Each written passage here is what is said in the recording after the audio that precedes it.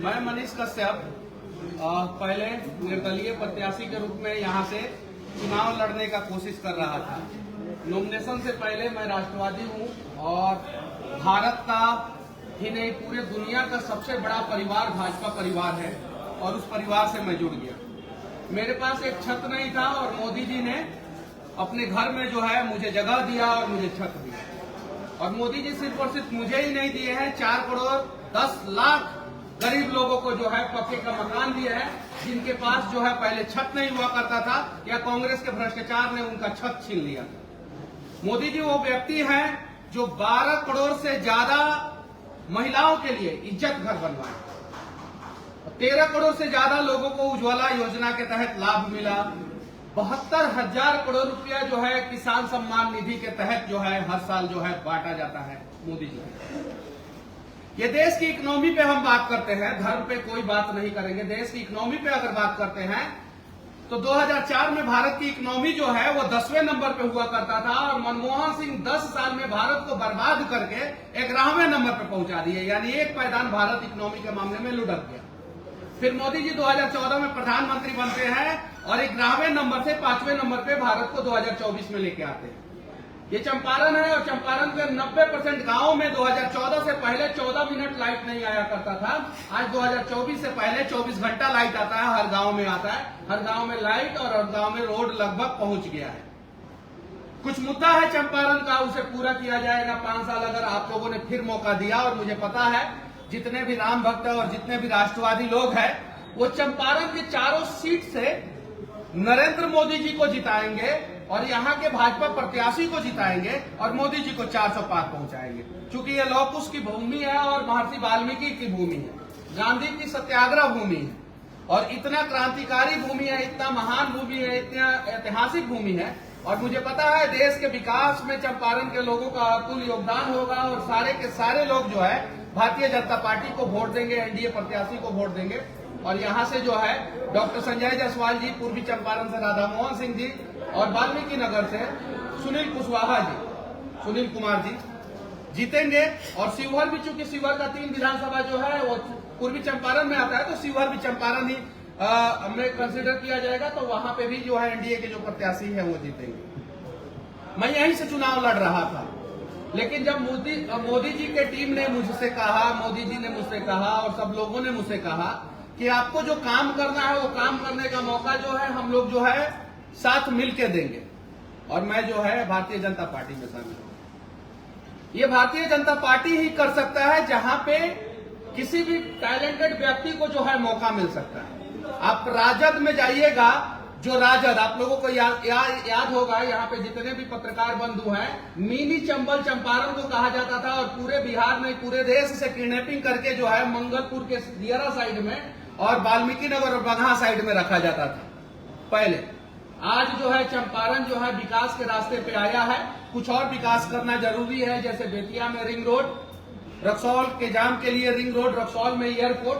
तो सिर्फ 10 साल हुआ मोदी जी का, 2014 से लेकर 24 तक। 2014 से 24 के बीच में मोदी जी ने ट्रांसपोर्टेशन सिस्टम अच्छा किया, यहाँ का सड़क व्यवस्था अच्छा किया, यहाँ पे मेडिकल कॉलेज नहीं था, बेतिया में मेडिकल कॉलेज बना, एयरपोर्ट के लिए जमीन अधिग्रहण हुआ और भी बहुत सारा काम हुआ है। यहाँ पे कुछ काम बाकी है जो 2024 से लेकर 2029 के बीच में करेंगे। और मुझे पता है कि बिहार के विकास में जो है चंपारण अपना अतुल योगदान निभाएगा।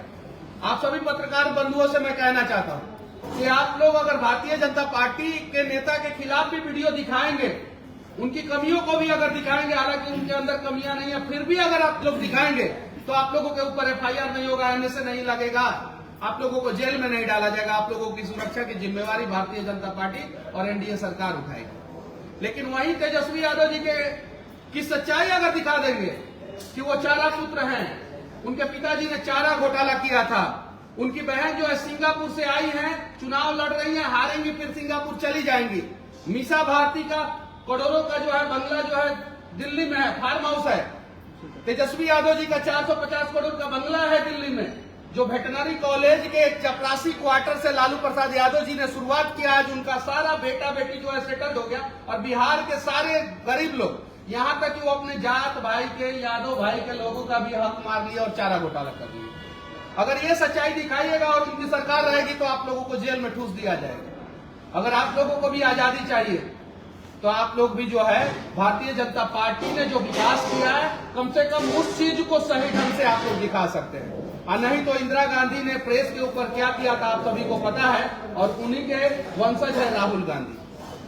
जब अकबर रोड के हर एक प्रेस वाले के शटर पे ताला लग गया था रात के 2 बजे, उस समय जो है आजादी कहां थी, ये लोग जो बोलते हैं इंडी गठबंधन वाले। और जो राम के पद चिन्हों पे चलता है वो सबका साथ सबका विकास की बात करता है। नरेंद्र मोदी जी राम के पद चिन्हों पे चलने वाले राम भक्त हैं, और जितने भी लोग राम भक्त होंगे, जितने भी लोग देशभक्त होंगे, वो जो है नरेंद्र मोदी जी और एनडीए गठबंधन के साथ होंगे, क्योंकि 100 घंटा में 100 किलोमीटर रोड बनाने का रिकॉर्ड जो है सिर्फ और सिर्फ भारत बना सकता है, और नरेंद्र मोदी जी के नेतृत्व में बना सकता है। अमेरिका, चीन और यूरोपियन कंट्री से ज्यादा ट्रेन जो है भारत में इलेक्ट्रिसिटी से चल रहा है। कार्बन उत्सर्जन के मामले में जो है भारत ने अप्रत्याशित रूप से काम किया है, और 93% भारत का ट्रेन जो है इलेक्ट्रिसिटी से चल रहा है, और अगले 5 साल में उसको 100% लक्ष्य हासिल करना है। तो उसके लिए मोदी जी जरूरी है। दुनिया का सबसे लंबा एक्सप्रेसवे 1200 किलोमीटर, 1250 किलोमीटर लंबा एक्सप्रेसवे जो है वो भारत में बनता है। जो हाईवे के मामले में 2014 से पहले यूरोप के देश के लोग आते थे तो कहते थे कि भारत में सड़क में खड्डा है कि खड्डा में सड़क है, और बिहार की तो स्थिति एकदम दयनीय बद से बदतर थी। तो जब जिस व्यक्ति ने इतना काम किया है, दुनिया का सबसे बड़ा रेलवे ब्रिज बना दिया, और न जाने कितने सारे टनल, और भारत का सबसे जाम शहर मुंबई, जहां पे 21 किलोमीटर लंबा, किसी ने सोचा भी नहीं था कि समुद्र पे 21 किलोमीटर लंबा पुल बनेगा, और राम जी के पद चिन्हों पे चलते हुए समंदर में सेतु बना दिया नरेंद्र मोदी जी ने।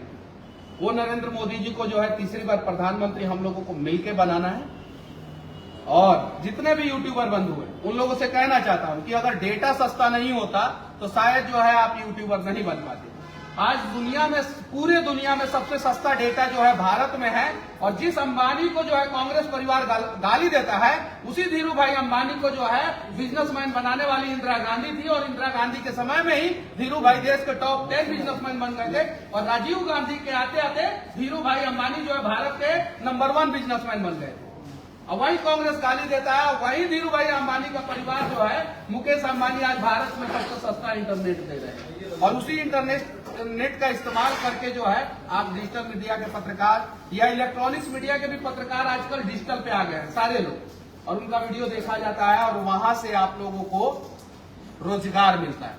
47 लाख डिजिटल मीडिया के क्रिएटर हैं पूरे भारत में, और अगर एक क्रिएटर ने 3-3, 4-4 लोगों को रोजगार दिया है तो उसको 4 से मल्टीप्लाई करते हैं तो कम से कम 2 करोड़ रोजगार तो नरेंद्र मोदी जी ने डिजिटल सेक्टर में दे दिया है। आज जो है जो लड़के जो है 10,000, 12,000, 15,000 की नौकरी नहीं, 7-8 हजार की नौकरी कांग्रेस के समय में जाके किसी दुकान में करते थे, उनको जो है आत्मनिर्भर मोदी जी ने बना दिया। तो ये आत्मनिर्भर भारत की कहानी है, और यही सब चीजों को देख के मैं तो संघ का प्रशिक्षित कार्यकर्ता हूँ।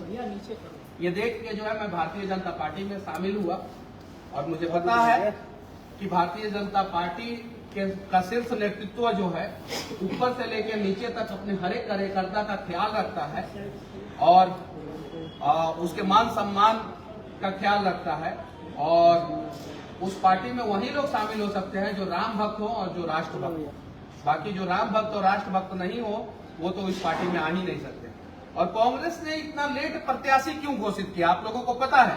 क्योंकि वहां पे रेट तय हो रहा था कि आप कितना देंगे, आप कितना देंगे, आप कितना देंगे, आप कितना देंगे, आप जातीय समीकरण में फिट बैठते हैं कि नहीं, आप इस समीकरण में फिट बैठते हैं कि नहीं।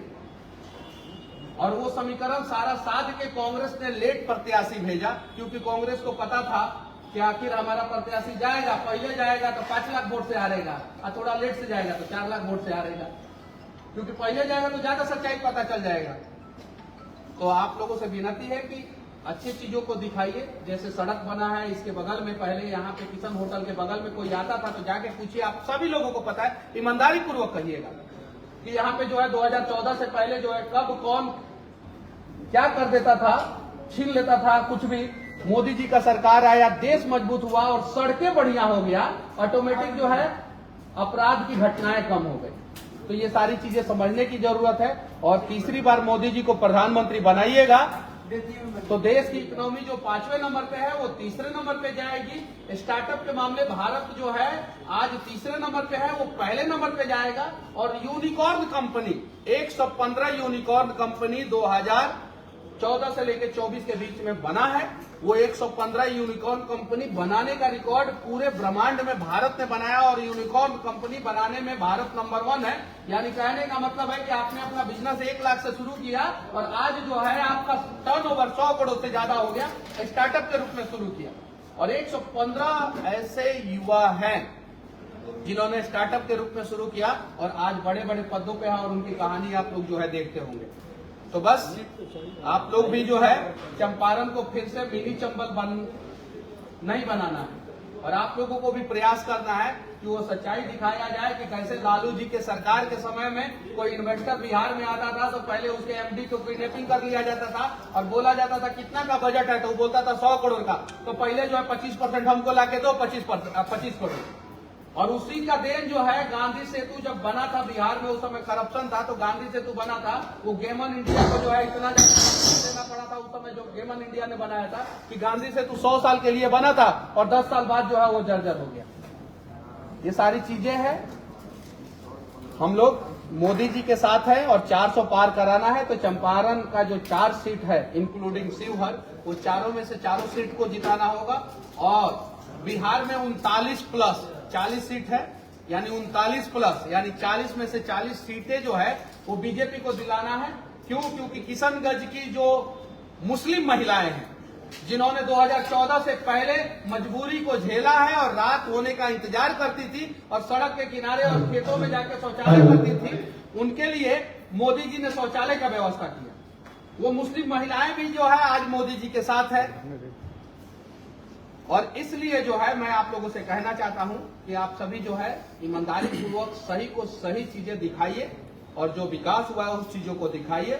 और हम सभी आप लोगों के सुरक्षा की जिम्मेवारी लेते हैं कि हमारी सरकार रहेगी तो बिहार में किसी भी यूट्यूबर को या किसी भी पत्रकार को बेवजह परेशान नहीं किया जाएगा। एक सवाल भी लेना चाहेंगे। हाँ, बिहार में शराबबंदी पर कुछ आपने नहीं बताया। बिहार में शराबबंदी पर सबसे ज्यादा आपका वीडियो आते थे। एकदम बिल्कुल। शराबबंदी जिस उम्मीद से लागू किया गया था, नीतीश कुमार जी ने लागू किया था कि बिहार को शराब मुक्त करना है और युवा लोग जो है शराब से दूर रहे, वो उस उम्मीद पे खरा नहीं उतर पाया शराबबंदी कानून। और वो जो चुनाव बाद है 2024 के चुनाव बाद जो है उस पर समीक्षा किया जाएगा और देखा जाएगा कि उसके लिए क्या हो सकता है। और उस पर जो है एनडीए गठबंधन के सारे शीर्ष नेतृत्व के नेता जो है, जो सीनियर नेता है, वो बैठ के इस पे विचार विमर्श करेंगे। लेकिन मैं दावे के साथ कहता हूं कि जिस उम्मीद से लागू किया गया था कि ताकि जो है हमारा युवा जनरेशन शराब से दूर रहे, वो उम्मीद पे शराबबंदी कानून जो है खरा नहीं होगा। मनीष कश्यप जी नमस्कार, मैं रिपुन से चंपारण से। मेरा एक सवाल आपसे, जब आपने निर्दलीय चुनाव लड़ने की बात कही और बिहार बदलने की बात कही थी, एक बड़ा जन सैलाब आपके पीछे चला और लोगों को कहीं आशा लगी थी कि बिहार बदलेगा। लेकिन जब आपने भाजपा से प्रभावित होकर के भारतीय जनता पार्टी में शामिल हुए तो वो सभी आपके समर्थक लोग आज आपका विरोध कर रहे हैं और सीधे आपसे अपोजिट विरोध में चले गए हैं। क्या आप अपनी दम पर और अपने परिवार के कुछ लोगों के दम पर डॉक्टर संजय जायसवाल को डॉक्टर संजय जायसवाल जी जीतेंगे और 100% जीतेंगे और तीसरी बार नरेंद्र मोदी जी प्रधानमंत्री बनेंगे। आपने बोला कि मनीष जी आपसे लोगों को उम्मीद था कि बिहार बदलेगा, तो मेरे से उम्मीद था लोगों को कि बिहार बदलेगा और मोदी जी से उम्मीद है लोगों को कि देश बदलेगा। और जब समर्थक लोग मैं जो बोला, मैं आपसे आपने सवाल पूछ लिया, मैं जवाब देता हूँ। और जब मैं मोदी जी के साथ आ गया तो 2024 से लेके 29 के बीच में आप देखेंगे कि पूरे देश में सबसे ज्यादा डेवलपमेंट पे चर्चा और डेवलपमेंट का काम जो है वो बिहार के लिए होगा। मेरा बाढ़ जो है एक मुद्दा था, उस पे जो है मैं जल शक्ति मंत्री को लेटर लिख चुका हूँ, आपने देखा होगा।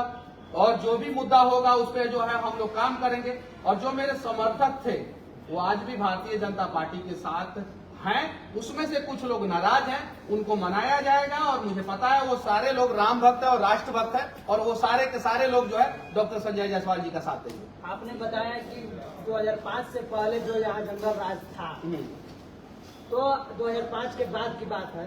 यहाँ अभी एक प्रत्याशी भी है दीपक यादव, जिनको आपके सम्राट चौधरी जो उप मुख्यमंत्री हैं, वो धमकाते हैं कि चुनाव के बाद तुमको बताएंगे तुम गुंडा है, तुम माफिया है। ऑडियो है क्या आपके है, पास? अगर ऐसा वीडियो ऑडियो है, मैंने ऐसा वीडियो ऑडियो नहीं देखा है। अगर ऐसा है तो एआई से या डबड वीडियो ऑडियो होगा। वही दीपक यादव जो कल तक मोदी जी जिंदाबाद करते थे, और तेजस्वी यादव चारा चोर के पुत्र हैं, तेजस्वी यादव ये है, फलाना है, डिकाना है, उल्टा सीधा तेजस्वी यादव को बोलते थे, और वही तेजस्वी यादव जी के गोद में जाके बैठ गए। तो पहले ये सवाल आपको उनसे पूछना चाहिए था कि आखिर जो है जो मोदी जी का दिन रात गुणगान, हम तो चुनाव लड़ रहे थे निर्दलीय, तब वो मोदी जी का गुणगान कर रहे थे। नहीं, ये तो सब करते हैं। आप भी संजय जायसवाल के दरवाजे पर जाके ध्यान देते थे। आप आज संजय जायसवाल ने वोट मांग रहे हैं, आप संजय जायसवाल के दरवाजे पर जाके करने दीजिए, मुझे क्लियर करने दीजिए, सही है या नहीं, मुझे क्लियर करने दीजिए। मैं मोदी जी का पहले भी प्रशंसा करता था, और मैं अभी भी प्रशंसा करता हूँ। आप एक बार कहे थे कि हम मोदी भक्त क्यों बनेंगे, हम भगत सिंह को फॉलो करेंगे, हाँ। मोदी को फॉलो नहीं करेंगे। हाँ। आपने अपने वीडियो में लड़का से पूछा था कि क्या मोदी जी का नंबर है तुम्हारे पास, कॉल कर सकते हो। हाँ। आपने इस तरह करते हैं। ये बात सही है, मैंने कहा था मैं अपनी बातों से मुकरता नहीं हूँ, और मैं मुकरने वाले लोगों में से नहीं हूँ। मैं मुंबई में बोला था, उस समय कोरोना का समय था, कोरोना का फर्स्ट वेव था, मैंने बोला था। लेकिन जब मोदी जी ने अप्रत्याशित रूप से सेकेंड वेव में, थर्ड वेव में काम किया, और पूरे दुनिया ने प्रशंसा किया कि भारत ने कोरोना के ऊपर जो है बहुत अच्छा काम किया, तो मैं भी मोदी का दीवाना हो गया। मैं भी, और कोई भी दीवाना हो सकता है भाई। जिस दिन नहीं तो मोदी भक्त संजय जायसवाल 15 साल से मोदी जी की सेवा में है। हाँ। उनके विरोध में आपने 1 महीने पहले तक आप उनके विरोध की बात करते थे, और आज 1 महीने में आपने क्या ऐसा देखा? परिवर्तन कैसे हो गया? देखिए, आप ये परिवर्तन बताइए। मैं भारतीय जनता पार्टी के विचारधारा से मैं प्रेरित हूँ, और मैं आरएसएस का मैं संजय सर, मैंने मेरा सवाल संजय जायसवाल पर आइए। मैं बताता हूँ, मैं संजय जायसवाल पर जवाब। भारतीय जनता पार्टी से प्रेरित हूँ, और मैं आरएसएस का प्रशिक्षित कार्यकर्ता हूँ। मुझे भारतीय जनता पार्टी ने बुलाया और बोला कि मनीष, अगर आप चंपारण के लिए काम करना चाहते हैं या बिहार के लिए काम करना चाहते हैं, हमने अपना प्रत्याशी घोषित कर दिया, डॉक्टर संजय जायसवाल जी को प्रत्याशी बनाए, आप उनको मजबूत कीजिए, और चुनाव बाद जो है आप जिस प्रकार से काम करना चाहेंगे, आपका जेन्युइन डिमांड होगा, उसे पूरा किया जाएगा। तो कौन नहीं मानेगा? अपने परिवार में मतभेद होता है, आपको अपनी बीवी से झगड़ा हो जाता है, तो क्या बीवी को तलाक दे देते हैं? कब से हो गया मनीष? क्या भाजपा का परिवार कब से हो गया? भाजपा के अगेंस्ट में आपने विधानसभा चुनाव लड़ा है चनपटिया से, हाँ। और वोटिंग से 2 दिन पहले जो रात की घटना है वो हाँ। आपको भी याद है, हाँ। और एफआईआर में क्या क्या हुआ ये आपको बताने और समझाने की जरूरत भी नहीं है। हाँ। तो आप कब से भाजपा के परिवार हो गए? हम भाजपा के वो परिवार घटना सही थी या गलत थी? क्या जो चनपटिया में हो रहा था, वो कोर्ट डिसाइड करेगा कि घटना सही था कि गलत था। आपके साथ हुआ था, आप बताइए सही था कि गलत था? आप 10 या 9 में बताइए सही या गलत। सुनिए, देखिए, आप लोग पढ़े लिखे पत्रकार हैं। जब कोई मैटर कोर्ट में चला जाता है तो वो पत्रकार को वो ये जवाबदेही नहीं रहता है कि पत्रकार सुनिए पहले लेट मी क्लियर। अरे सुनिए पहले क्लियर, हमारे सवाल से बच गए मनीष जी, क्लियर तो थोड़ा दे दीजिए, यस सही था या गलत था, इतना ही हम जानना चाहते सुनिए, हैं। मैं बताता हूँ। जब कोई भी चीजें कोर्ट के अंदर चला जाता है तो कोर्ट को तय करने दिया जाता है कि कोर्ट क्या तय करता है। जब कोर्ट में नहीं गया रहता है तब तक आप चीजों को दिखाते हैं। जब तमिलनाडु प्रकरण कोर्ट में गया था उसके पहले सब लोग बोलता था कि यूट्यूबर है, फलाना है, ठिकाना है, कभी वीडियो बना दिया होगा। कोर्ट ने मुझे बाइज्जत बरी कर दिया, तब मैंने वीडियो बनाया कि कोर्ट ने मुझे बाइज्जत बरी किया। अभी वो केस कोर्ट में है, कोर्ट डिसाइड करेगा, और जिस दिन कोर्ट डिसाइड कर देगा उसके बाद से जो है आप हमसे सवाल पूछिएगा उस केस के संबंधित, उस केस के संबंधित, क्योंकि कोर्ट के ऊपर जो है कोई कुछ नहीं बोल सकता है। कोर्ट का सम्मान जो है सब लोग करते हैं। बिहार में शिक्षा को कैसे देखते हैं? शिक्षा व्यवस्था पे काम होना चाहिए, स्वास्थ्य व्यवस्था पे काम होना चाहिए, और नीतीश कुमार जी जो है उस पे जो है हम नरेंद्र मोदी जी के साथ मिलकर काम करेंगे, क्योंकि 2012 के बाद से बिहार एक पॉलिटिकल अनस्टेबल स्टेट हो गया था, जिसमें नीतीश कुमार जी 3-4 बार इधर उधर दल बदल हो गया। नहीं करेंगे, ये गारंटी है। एक सवाल मेरा है, मनीष कश्यप ने बोला था सरकार गिरेगा, सरकार गिर गया। मनीष कश्यप ने बोला था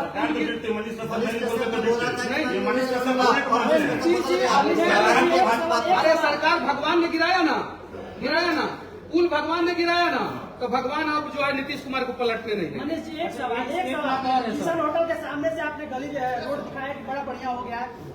शहर के संजय जायसवाल के घर के सामने की सड़क और उनके बगल की गली आचार संहिता के अंदर में जो है सो कि बनना शुरू हुआ। चौक से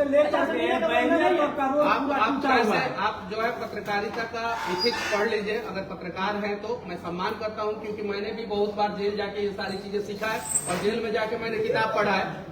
आचार संहिता में कोई काम नहीं होता है। पहले सुनिए तो सही, केवल आप सवाल पूछिएगा। आचार संहिता से पहले किसका जवाब दूं? किसका जवाब नाम बता, पहले किसका जवाब दूं?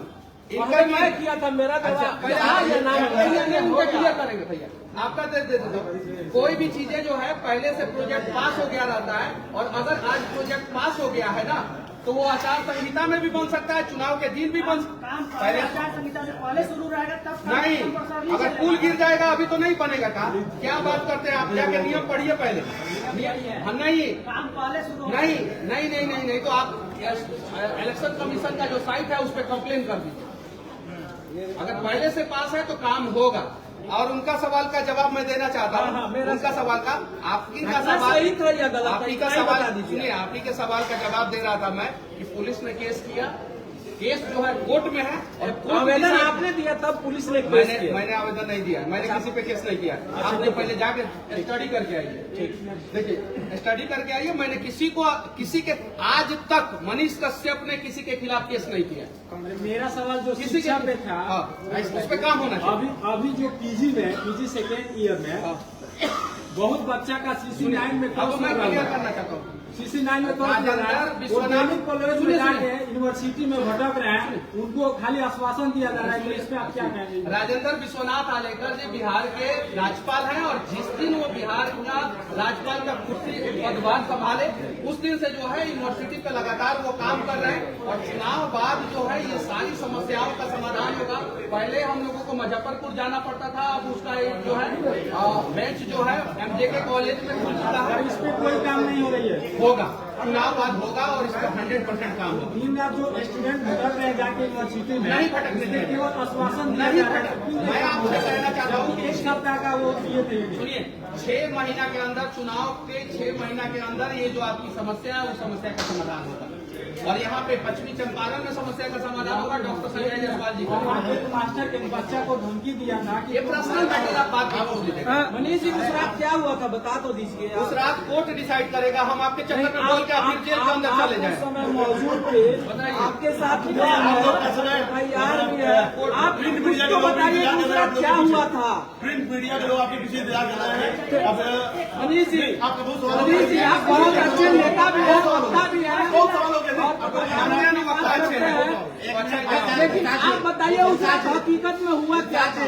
कुछ तो साझा कर दीजिए। आपके लोग दर्शक आपको समर्थक बहुत बेचैन है, उस बात को जानने। वो साझा नहीं कर सकते। तेजस्वी जी कह रहे हैं कि 300 से ज्यादा 5 साल पहले की घटना है, तो वो आके हमसे काहे नहीं पूछे, आज पूछ रहे हैं आपका। मैं उस चुनाव लड़ रहे तो मैं आपका इंटरव्यू लिया, आयांश वाला मैटर में लिया हूँ। जब हमारी आपकी मुलाकात हुई, बात हुई, आप कैसे कह रहे हैं कि हम नहीं पूछे हैं? कोर्ट डिसाइड करेगा। कोर्ट के अभी तेजस्वी जी कह रहे हैं कि हम सरकार बनाने जा रहे हैं, क्या कुछ कहिएगा? तेजस्वी जी कह रहे हैं कि हम सरकार बनाने जा रहे हैं, क्या कुछ कहिएगा? 300 सीट जीतने की बात तेजस्वी यादव कर रहे हैं और 23 को सीट पे चुनाव लड़ रहे हैं। जरा बताइए, इससे बड़ा मूर्खता वाला मतलब कि क्या हो सकता है? खुद 23 को सीट पे चुनाव लड़ रहा है, कई को 23 को, अब 300 सीट जीतने की बात कर रहा है। यानी वो कहीं नहीं तो कहीं बिहार के लोगों को और अपने लोगों को और अपने समर्थकों को गुमराह कर रहे हैं। तेजस्वी यादव जी पिछली बार जो है 0 पे बोल्ड हुए थे, यहाँ पे भी इस चुनाव में भी 2024 में वो 0 पे बोल्ड होंगे और 23 सीट पे चुनाव लड़ रहे हैं, हर सीट पे चुनाव हारेंगे। तो क्या ये 400 पार का नारा जो है सफल होगा? एकदम चांस बिहार में 4% का चुनाव होना चाहिए। कब तक उम्मीद की जाए? व्यक्तिगत सवाल लोकसभा चुनाव से संबंधित मुद्दे की बात होनी चाहिए।